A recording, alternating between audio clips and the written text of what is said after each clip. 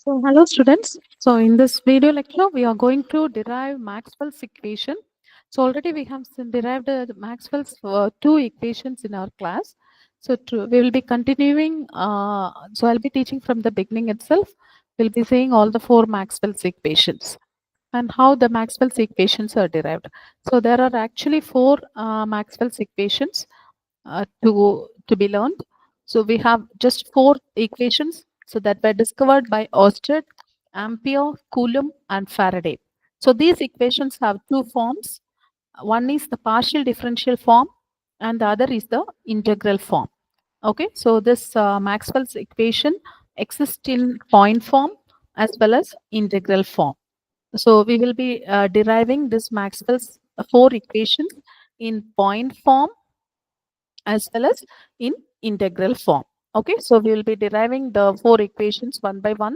So this Maxwell's four equations, actually Maxwell has combined the four equations that were discovered by different scientists. That is Ampere, Faraday, Gauss, all those things. So this we first law we can just go with Ampere's circuital law.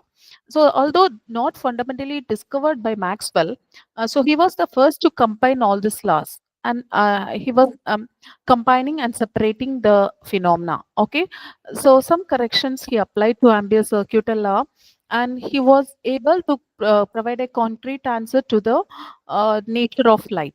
Okay, he unified electricity, he combined electricity and magnetic field, and successfully he did them for in the form of 20 equations.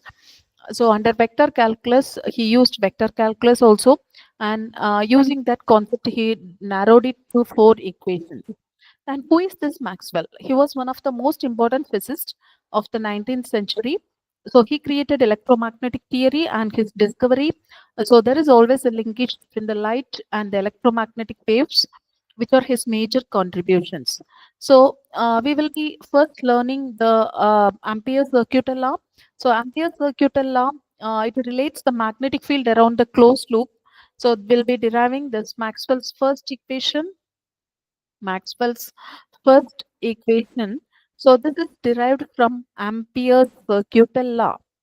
Ampere's circuital law.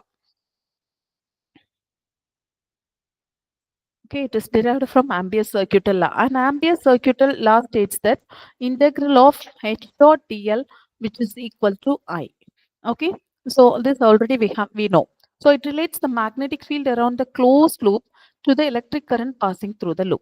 Okay, so it was named after this Ampere, and it was actually derived by Maxwell using this hydrodynamics, that means study of liquid flow, in 1861 itself. So here H is the magnetic field intensity. Its unit is ampere per meter, and the relation between B and H is given as B is equal to mu into H. So Maxwell actually he gave that it is equivalent to the current flow. So Maxwell added a term to this equation known as the displacement current, that was defined as the rate of change in electric field. So already we learned that the current densities can be I, which is equal to, so take this as first equation, and I, the current density, which is equal to surface integral of d dot ds or surface integral of j dot ds. Okay, so because why does j dot ds means, what is j is the current density. J is nothing but the called as the current density. Okay, j is current density. Current density is nothing but current per unit area. So if I just want to write I, so I can just write current density into area.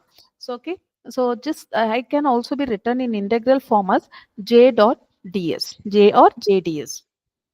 Fine, this is surface integral. So on applying this, so it just you can apply this here. So we can just write now integral of h dot dl, which is equal to surface integral of, this is actually line integral. Okay, surface integral of j dot ds. And this current density is divided into two currents. So we have this conduction current plus displacement current. Okay, jc plus jd into ds. So left hand side you have this line integral of h dot dl. Okay, closed path. Actually, this is the integral form of this Maxwell's first equation, which is derived from Ampere's law. Okay, so this is always the integral form of the equation. Integral form of the equation. So now if I want to find out the that is point form of this equation, so what should I do means I have to apply some law that should equate both the integration.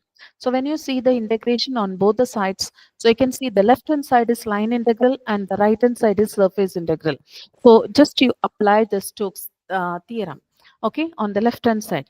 So what you have now here is a line integral of line integral of h dot dl, which is equal to surface integral of jc conduction current, which is due to the conduction of the current, and jd displacement current, and into ds. Okay, jc plus jd into ds. So apply Stokes theorem to the left.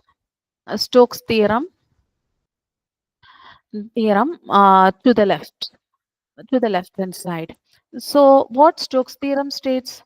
What Stokes theorem states, you know that it compares the line integral with the surface integral. So line integral of a dot dl, which is equal to surface integral of del cross a into ds. So this is what Stokes theorem states. Okay, Stokes theorem. So this equation we can take it as 3. So this can also be named to be 3, equation 3, and this is 4. Now apply 4 in 3. So you have to apply 4 in 3, which gives, so the left hand side becomes surface integral of del cross h. There is a line integral of h dot dl becomes left hand side alone. You apply Stokes theorem. Okay, so it becomes del cross h into ds. Now the right hand side don't touch. So you have surface integral of jc plus jd into ds. Okay, so now where you can easily compare both the terms, because in the both sides, so you have the surface integral, so you'll be getting del cross h, which is equal to jc plus jd. Okay, so this is our point form of Maxwell's equation. So jc plus jd, and jd is nothing but the displacement current. So we can also give this displacement current can be written as uh, so we can also write this displacement current to be epsilon into dou d by dou t. Okay, jc, which is equal to sigma e plus jd, which is equal to dou d by dou t. Okay, so this is the electric field flux density. So magnetic field can be represented in terms of electric field. So this is actually the a point form of Maxwell's first equation, or equation derived from Ampere's law. So we can also write this equation to be del cross H, which is equal to sigma E plus dou D by dou T. And D, we know that, which is equal to epsilon E. D is electric flux density and E is electric field intensity. So you just apply this here. So this you can take it to be fifth equation.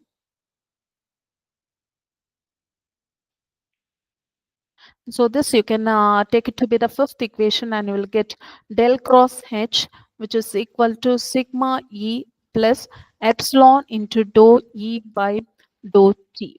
Okay, so which can also be written as sigma plus epsilon dou by dou T of E, or sigma E plus dou E by dou T, right? So this is your Maxwell's first equation in point form.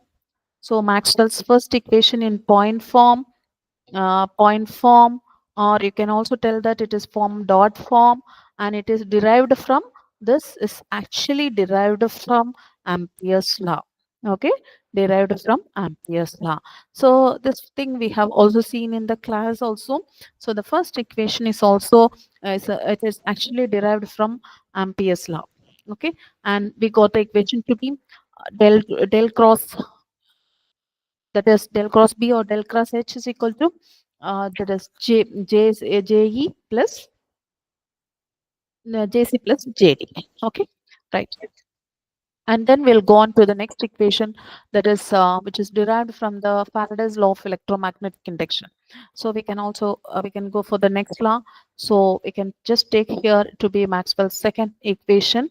So which is derived from this equation is derived from Faraday's law of electromagnetic induction of electromagnetic induction. Faraday's law of electromagnetic induction. So this actually relates the EMF with the flux. According to Faraday's law of electromagnetic induction, when you change a magnetic field, it will induce an electromagnetic force, which is called EMF in short. This generates an electric field. So the direction of EMF tries to oppose the current, that is change. That is called Lenz's law. Okay, so the electric field arising from the changing magnetic field represent field lines that form closed loop. Okay, so from Faraday's law of electromagnetic induction, we can just take it to be EMF, which is equal to minus d phi by dt. So this flux is actually opposing. That is, this opposing effect is due to Lenz effect or Lenz law.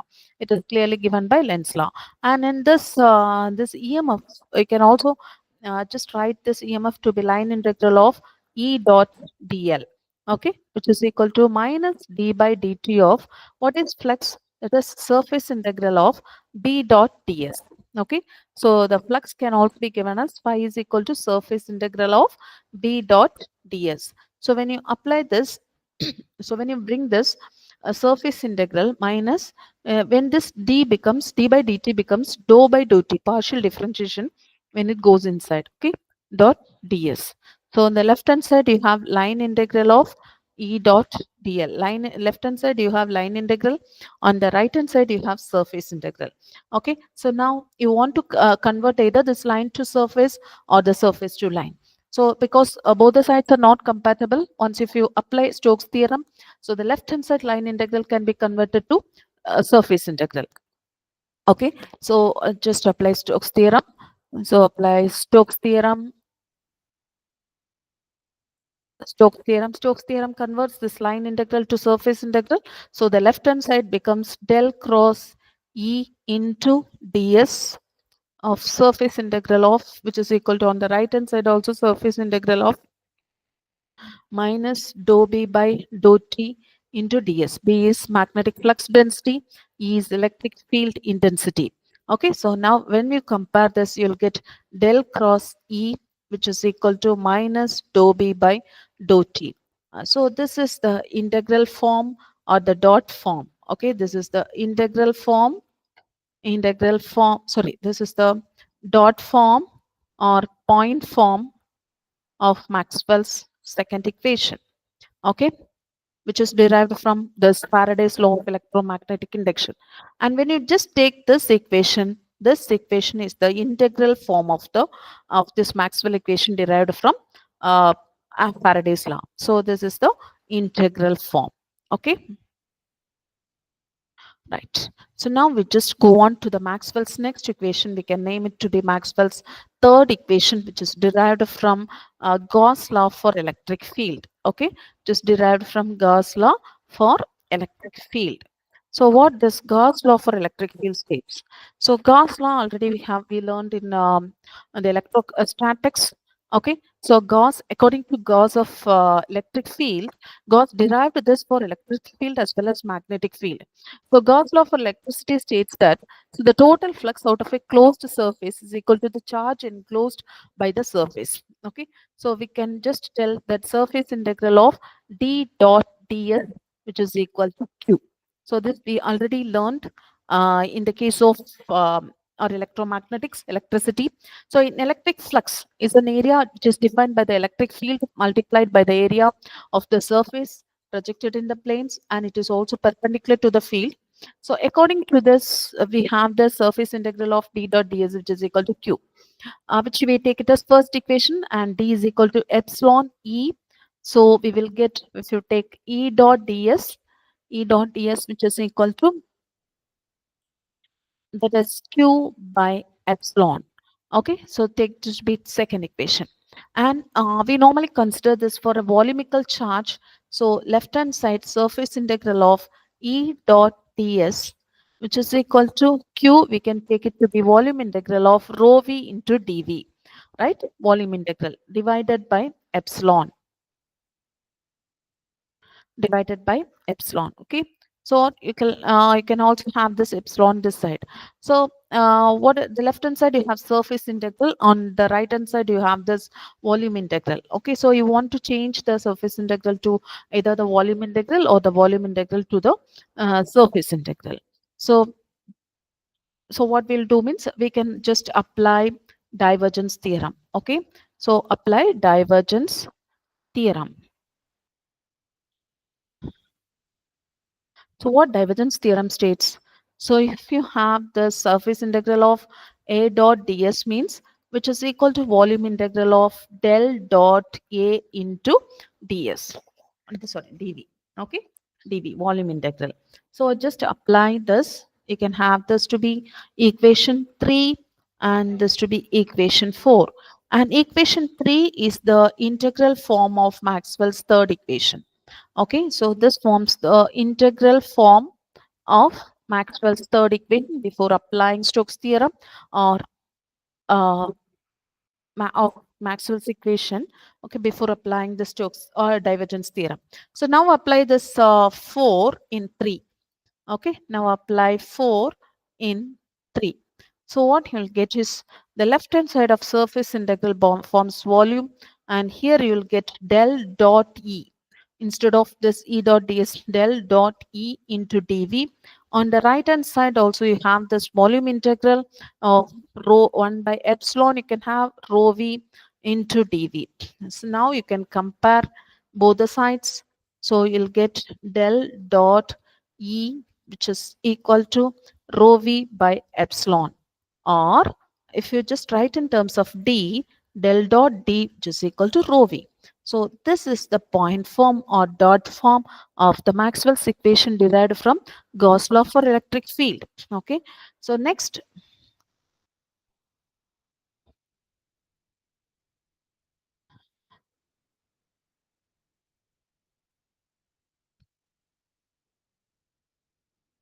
one second.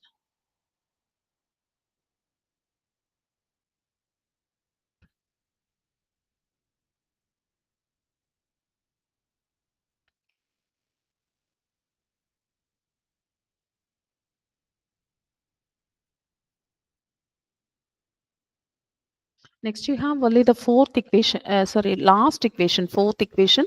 So this Maxwell's fourth equation, which is actually derived from Gauss law for electric field. Okay, sorry, Gauss law for magnetic field. So we are just seeing the last Maxwell's equation, which is derived from Gauss law for magnetic field. Okay, so what is Gauss law for magnetic field states? So Gauss law have derived has worked for his laws both in the electric field as well as magnetic field. So according to Gauss law of magnetic field, magnetic flux density through any closed surface is zero, which is equivalent to the statement that the magnetic flux line field lines are continuous. We know that magnetic fields always appear in pairs, right? North and south pole. Electric fields, even a single charge can exist. So that is the thing here also. So we have this this law equals surface integral of b dot ds, which is equal to 0. Actually this is the integral form of the equation, and what the point form states. So you apply divergence theorem, to the left, theorem to the left. So you will be getting volume integral of del dot b into ds, which is equal to 0. So from this we can also write del dot b equal to 0. So this is the dot form of the equation. Okay, so this is the dot form or point form of the equation. So these are the four Maxwell's equations. So please go through this. So Maxwell's first equation is derived from Ampere's circuit law. Second equation is derived from Faraday's law. Third equation is derived from this Gauss law for electric field, and the last one from Gauss law for magnetic field. Okay, so there are two curl equation. This is from Ampere's law. We got this curl del cross H is equal to sigma E plus dou D by dou T. And second curl equation from Faraday's law, we got del cross E is equal to minus dou B by dou T. Third dot equation we got from Gauss law for electric field. Del dot D is equal to rho V, and the fourth dot equation we got from Gauss law for magnetic field, del dot B is equal to 0. So hope you got it. Thank you.